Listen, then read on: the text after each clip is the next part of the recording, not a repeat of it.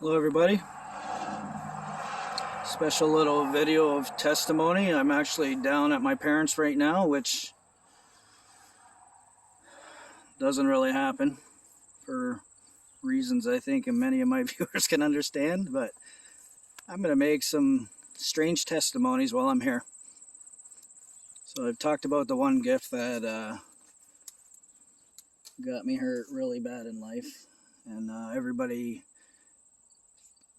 took these gifts from me and denied it and played the crazy scheme on me like they weren't happening, which is just what it was. But here I'm at the edge of the yard. Here's the field, 17 years old. Just the way my gift was, I knew what things were, and literally 2 feet into my uncle's field here, there was like about an 8 by 10 square plate looking rock, and it was about 1.5 inches thick. I picked it up, weighed about 30 pounds. So it was probably $500,000, $750,000 worth of gold. And my parents weren't home. And I was 17, like I said. I was starting to, even though I always said I was repressing everything, I was starting to catch on and knowing how things would work. And I knew I wouldn't have that in my hands very long if I didn't do something. So I hurry up and I walked. You can see across the road there. At the edge of the cedar line here, I don't even know if it's there. Is the tree line still there? Oh, looks like most of it's down, but there used to be a tree line right behind that pole, which I think it's still there. Let's walk over and see. Anyways, I walked about 150 feet down this tree line, which is, all these fields here are my uncle's. Used to be my grandfather's. And yeah, you can, well, there ain't much of the tree line. Looks like they cut everything big down. But anyways, I walked down there and there was an old like railroad, like the wood that would go under the railroad tie down there. And I lifted it up, I moved it, and I put this probably about 30-pound piece of gold about a foot in the dirt under it. And just as I turned around and started walking back, there was a little silver car coming down the road and really slow and was really staring at me. And I didn't realize that it was one of my cousins. So again, like every story of mine, like the next day, little silver car pulls right in here on the culvert across the road and gets out with a metal detector and starts booking it down the trail. And I'm in the house over here, and I'm at the front window seeing it. So I'm upset. I'm like walk right out, and all of a sudden it's my older cousin coming back to his car, and he's got the big piece of gold in his hand, and he's trying to get in my car, and I'm trying to stop him. He was a lot bigger. I was only 17. He was probably like 20. Bigger guy, like 6'1". Anyways, it got a little bit crappy, you know.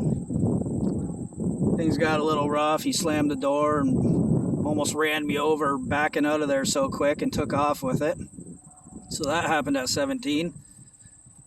Another testimony I've shared, I talk about the little girl that came to me with a demon, and I was in the field behind this cedar tree line, if you remember the testimony I shared about that. And then there was like a 10-foot angel behind me as I commanded the demon out of her, and she seen the angel, and I seen him right before he disappeared after I kicked out the demon. So this is all where a lot of these testimonies took place. Now here's where things got really strange here. This is how often these things happen to me. That's why my story is so hard to talk about, and they've laughed at me for years because they knew what it would sound like if I tried to tell the truth. So now again, you can see how small this ditch is on this side of the road. It's just a little like 3-foot ditch. It's usually dry like it is now. And I was walking down the middle of it. It wasn't so grassy back then at the age of 17 again. And I went way down. I don't know if you can see the next house way down there. That's actually one of my cousins living there now. But about 100 feet before you get to that next house, I'm in the bottom of this ditch, and I seen a flat dark spot of rock about, I would say, almost 2 feet long, at least 1.5 feet, 2 feet long, just flush with the bottom of the ditch line. And I knew what it was instantly. That's just how my gift was, even though it wasn't showing bright yellow gold, which is part of the secret of gold I don't need to talk about. But anyways, I hurry up and stood up and tried to play it off like I hadn't seen anything, and I started walking back home here. I didn't even make it back home to my parents here when I turned around and a pickup had pulled over, and 3 of my cousins jumped out and with shovels and ripped it out of the ground. And all of them, I can hear them grunting and moaning, trying to pick it up and put it in the back of the truck. And they actually broke the straps on the tailgate broke when they were putting it on the back of the tailgate of the pickup. And this was another bigger one. This got me in a lot of trouble too, because I talked about the one at 8 years old that was 600 and something pounds and how big it was. This one looked like about, if I talked about how big it was in the shape, it kind of about like a propane tank for a barbecue. That's about what it looked like, or a rolled up sleeping bag. So I would say it was in between 400 or 500 pounds of solid gold. And again, just made my life worse. More family selling me off and spreading horrible rumors about me and paying off everybody in power to be against me. That's basically what my whole life was, because of this gift I had been given from the Lord, which I always try to tell people was from the Lord, and not to do the things they were doing to me, which didn't seem to help, you know. The money is the root of all evil. How true that is, most can't understand. I fully do. But anyways, after these 2 testimonies of these 2 things I found here. Oh, and there's another piece I found. See this field here? It goes way back behind my parents, about half a kilometer. Again, my uncle's. And I was working for him at the age of 17. And I was picking rocks up out of the field. He had a 4-wheeler which he cut like a 50-gallon barrel in half and mounted it to the back of the 4-wheeler so I could pick up rocks and that were above a certain size and clean the field, so it was better for his combines, right? Which is a good thing to do for a farmer. But again, I'm at the back of this field. I don't want to say this where anybody can hear it, because I don't need people going there and denying everything, which is all they do here. Why I don't come too often, because I don't like seeing people I love live lies, which we know we're not supposed to do, right on the last page of the Bible. But anyways, I'm at the back, way back of the field there, and there was something about the size, almost like a muskmelon. And I went to grab it and pick it up with my one hand, and I remember my wrist cracked. And it was what everything else always is. It just happened to me nonstop. Like you can't have things in your life happen like this and not know it was God doing these things, because they're just not possible by any person's power. So I rushed home on the 4-wheeler. There used to be a little chicken coop at the back of my parents' yard, and again I tried to hide it because I was starting to catch on that everything was always getting taken from me when I would find it. Everybody in my family knew about my gifts. I would kind of repress them, but was kind of starting to understand that what was going on, and everything would get taken and bad things would happen, and I would go into repression, which when you're talking millions, hundreds of millions, and even way more into my 20s, things I'm not going to talk about yet. I got wrote off by everybody I've talked about before. But anyways, the whole reason I'm telling these testimonies of this whatever 10, 11 million dollars worth of gold I found just around this yard here, within walking distance. I'm going to get to the testimony that starts right here. I talked about months ago I wanted to share. I was standing about here in the yard, which is the end of the house. Sorry for the bad filming here. Standing here, and all of a sudden a white car pulls in, like a beautiful pearl white car. I don't even know what kind it was. Like, it's really fancy. And I kind of walked around here like this, and I peek around the driveway, and the white car's right there where I'm showing you. And right away in the spirit, I got a bad feeling. And whatever it was bothering me. So I turned around like this, and I started walking back into the backyard here. I'm booking it back here. I don't know why. I didn't know why I got the feeling I got. But I walked back here, and I'm getting away from whatever was in that car. Spirit was just going off like crazy. And I got to about here. I got to about here in the yard, and this all of a sudden this man about his 50s books it around the house, right to me to a handshake. He's like, "You're Chad." I'm like, "Yeah." I'm in a handshake with this guy. He kind of reminded me of, like, I obviously don't know his background for sure. I would say he kind of reminded me of Putin.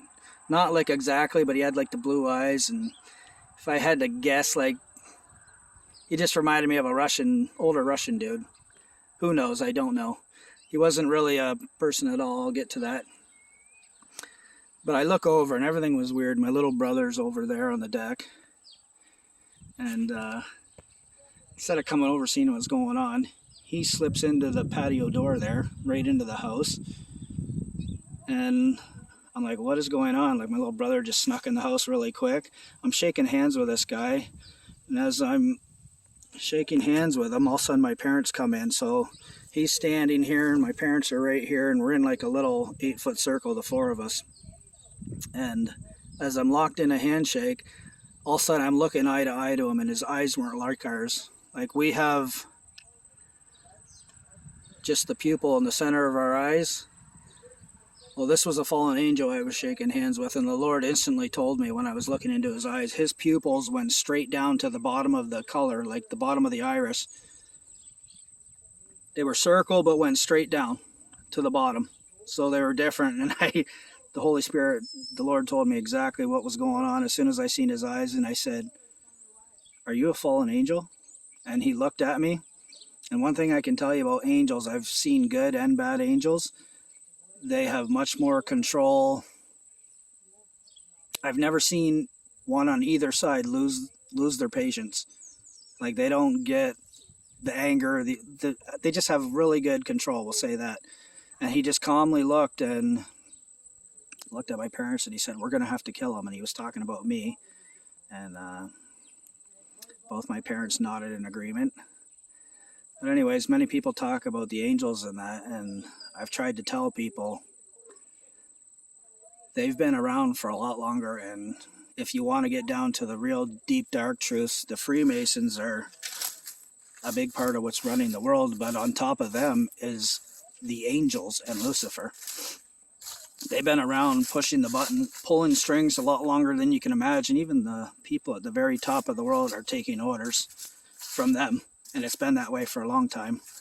So I remember after he left, my dad was kind of laughing. He's like, "This could only happen to you." He's kind of laughing at me. He's like, "You're in a lot of trouble." He says, "They don't come out from underground very often." And this is what my father said. And we know people talk about Hollow Earth and stuff being underground. I can't tell you any actual testimonies about that, but this is what was said to me after I had met this fallen angel. So he left, and that was it. But I wanted to share that little testimony while I'm here at the actual place it happened. In the middle of Essex County, bottom of Ontario.